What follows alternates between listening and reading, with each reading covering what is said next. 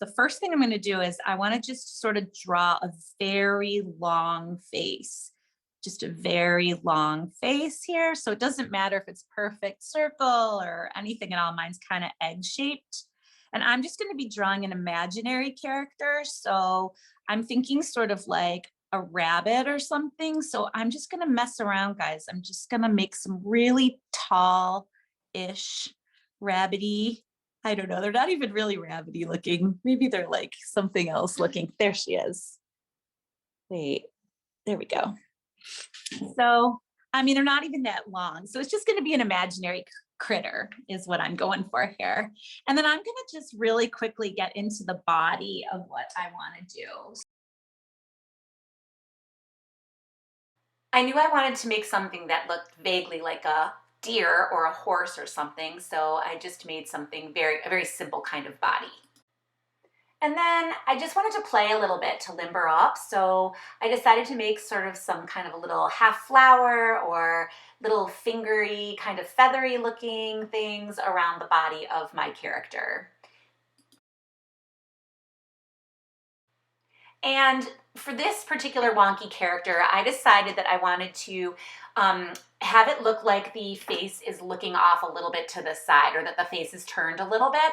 And the way to do that is, instead of going across straight, I'm going to tilt the acclimation of my pencil to think about where my eyes will be lined up. So they're going to be on this crooked line instead of a straight line. If you want it to be facing front ways, you would keep the pencil line straight, but I want it to have a little bit of a different head twist. So I'm going to make that very slightly askew line. And then I'm going to do my normal thing, which is just start to draw some eyes and facial features.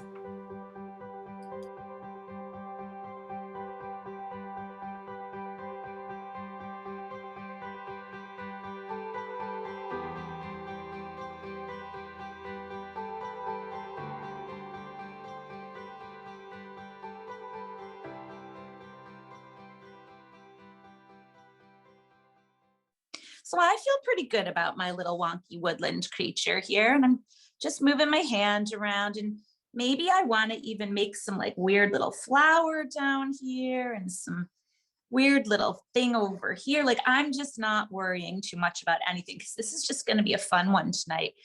Maybe I want there to be some antlers, though, is a thought that I'm having at this moment. Okay, so how do you do antlers?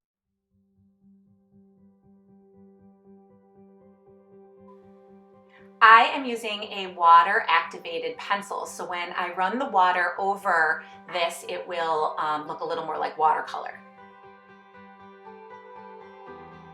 I feel like it needs something on the face though. This is kind of boring. So I'm gonna just circle up an eye maybe.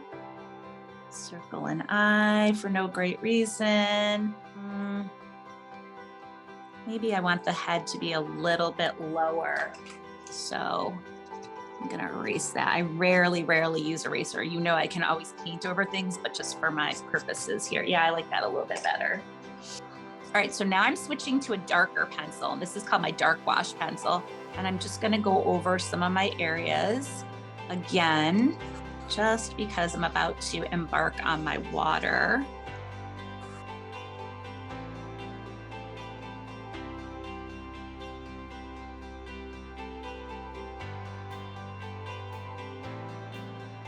And then I'm grabbing a few different colored pencils to make the eyes.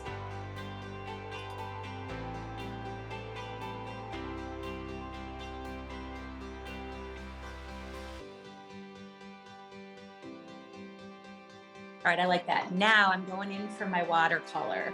And now I'm using my watercolor to just darken things up a little bit, give it a little bit more depth and detail.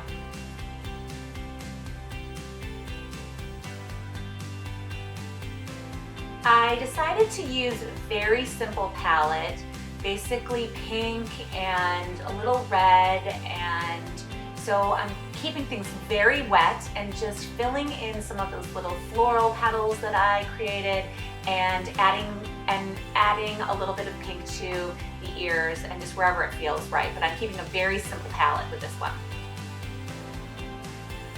Then I decided that I wanted to paint my leaves and a little bit of green for grass.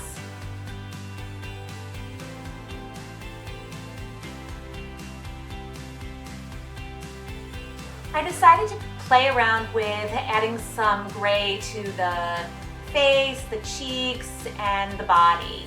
We'll see where that goes.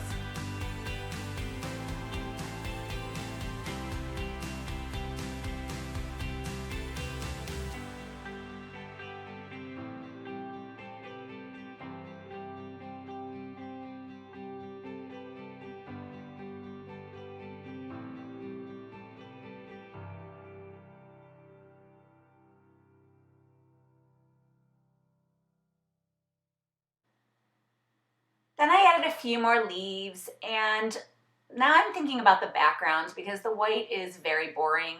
So I've decided that I am going to use a blue paint, just a very simple blue, to make a background, and I'm going to fill in, leaving a teeny tiny itty bitty bit of space around everything that I actually paint. So there's going to almost appear like a little white highlight around everything.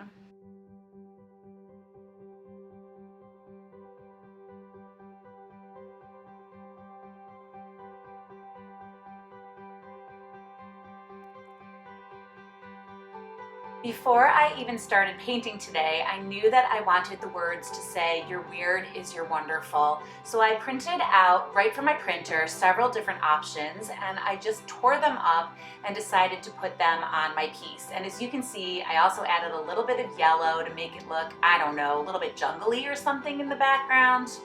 I also added a little bit of oil pastel and colored pencil. I also decided the body was a little skinny, so I made my character a little bit chubbier by adding a little white paint.